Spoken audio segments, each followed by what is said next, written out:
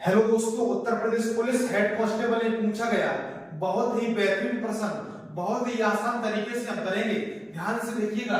X इमारत के बीच 11वीं मंजिल पर लिफ्ट में जाता है और 57 मंजिल प्रति मिनट की दर से ऊपर जाता है। उसी समय वायु उसी इमारत के 51वीं मंजिल पर लिफ्ट में जाता है और 63 मंजिल प्रति मिनट की दर से नीचे उतरता है।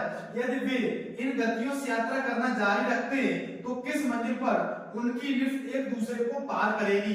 तो देखो ध्यान से, एक्स जो है वो इमारत के बीच 11वीं मंजिल पर लिफ्ट में जाता है। एक्स क्या है, वो 11वीं मंजिल पर है। एक्स जो है वो 11वीं मंजिल पर है। अब ये कह रहा है 57 मंजिल प्रति मिनट की दर से ऊपर जाता है। इसकी चाल दे रखी है 57 मंजिल। इसकी चाल कितनी दे रखी? 57 मंजिल प्रति मिनट। 57 मंजिल प्रति मिनट, एक मिनट में 57 मंजिल चढ़ता है। ठीक है, ऊपर की तरफ जा रहा है। आगे चलते हैं, आगे बढ़ते हैं। उसी समय बाई उसी इमारत के 51वीं मंजिल पर है और बाई क्या है, 51वीं मंजिल पर है। ठीक है, 51वीं मंजिल पर है भाई। आगे क्या लिखा? और 63 मंजिल प्रति मिनट की दर से नीचे उतरता है। 63 मंजिल प्रति मिनट की दर से, एक मिनट में 63 मंजिल प्रति मिनट की दर से नीचे उतरता है। इसका मतलब नीचे उतर रहा है। ठीक है, ये व्यक्ति ऊपर से आ रहा है और ये नीचे से जा रहा है। ठीक है, आगे चलते हैं। आगे क्या लिखा है? यदि वे इन गतियों से यात्रा करना जारी रखते हैं तो किस मंजिल पर उनकी लिफ्ट एक दूसरे को पार करेगी? तो अब इन दोनों के बीच की दूरी निकाल लेते हैं। ये 11वीं मंजिल पर है और ये 51वीं मंजिल, दोनों के बीच की दूरी निकालेंगे तो 40 मंजिल हो जाएगी। दोनों के बीच की दूरी निकाल लेते हैं। ठीक है, दोनों के बीच की दूरी हो गई 40 मंजिल। दोनों के बीच की दूरी कितनी हो गई?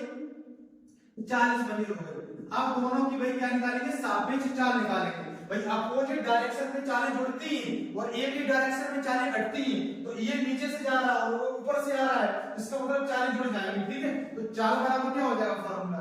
चाल भाई देखो, चाल क्या होती है भाई? अपोजिट डायरेक्शन में क्या होता है? चालें जुड़ जाती हैं। तो यहाँ पे पहले टोटल चाल निकालो, कितनी हो गई सापेक्ष चाल? 7 3 10 6 5 11 और 1 12, 120 मंजिल प्रति मिनट। 120 मंजिल प्रति मिनट। ठीक है, अब हम क्या करेंगे यहां से? अब यहां से समय निकाल लेंगे, कितने समय में ये एक दूसरे से मिलेंगे। ठीक है, तो समय बराबर होता है दूरी बटे चाल। तो समय बराबर फॉर्मूला क्या होता है? दूरी बटे चाल। दूरी कितनी है? 40। चाल कितनी है? 120। काटेंगे तो कितना आ जाएगा? 4 × 4 = 12। 1/3 मिनट लग जाएगा। 1/3 मिनट में ये एक दूसरे से मिलेंगे। अब क्वेश्चन पूछ क्या रहा? क्वेश्चन पूछ रहा किस मंजिल पर उनकी लिफ्ट एक दूसरे को पार करेगी? मतलब किस मंजिल पर? इसका मतलब मंजिल का मतलब दूरी पूछ रहा है। हमने मंजिल का मतलब दूरी से बताया था, तो दूरी बराबर चाल गुणे समय होता है। ये देखो भाई, दूरी बराबर फॉर्मूला क्या होता है? चाल गुणे समय। दूरी बराबर चाल गुणे, इसकी चाल कितनी है? 57। इसकी चाल कितनी है? 57। ठीक है, 57 इंटू समय, चाल गुणे समय कितना है?